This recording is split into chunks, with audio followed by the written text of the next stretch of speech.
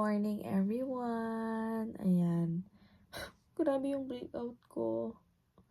Nung nagbakasyon ako ng Pilipinas, nagpa-facial ako, nagpa-diamond peel ako, and happy ako dun sa result. Tapos nung balik na ako dito, ayan na naman, nagsibalikan na naman sila, nakaka-insecure. Ayan pa.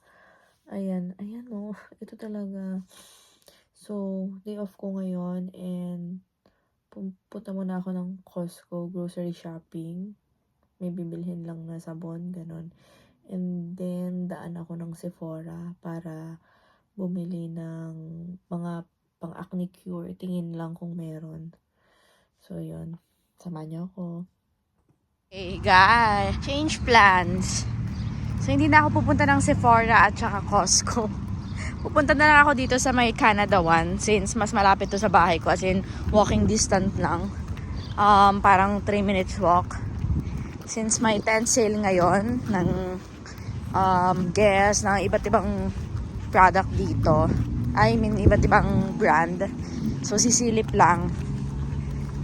At titingnan kung may mabibili. Why not? Ang sale sa akin is $5. Yun lang dapat. So, andito tayo sa, ito na yung Guess. Bumuganda sa akin yung pang kids. And then, punta muna ako sa SVP Sport. First stamp is dito sa Guess.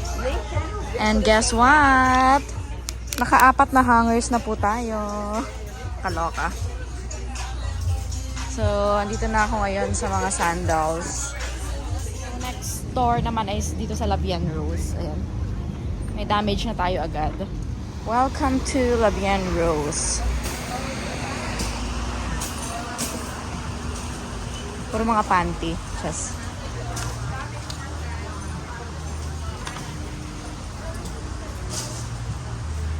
Wala naman ata akong mabibili dito. Ikot lang. Last ikot. Okay, tama na to. Uwi na tayo. Since may damage na. Sabi ko uuwi na ako pero since andito na rin naman ako, ikot-ikot na lang din ako sa mga stores kasi ngayon lang ako sinipag na lumabas at maglakad-lakad. Kasi usually pag day off ko, minsan kumukuha ako ng part-time ko or hindi kaya nakahiga lang ako.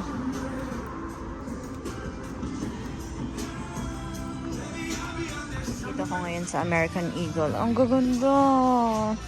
Ang gaganda at saka sale silang lahat. Bumubulong ako kasi nahihiya ako. So mag-drop muna ako dito. Bili muna ako ng favorite shawarma rice ko. Bago ako umuwi, bibili muna lang ako ng lunch ko. Shawarma rice. Yung legit na shawarma.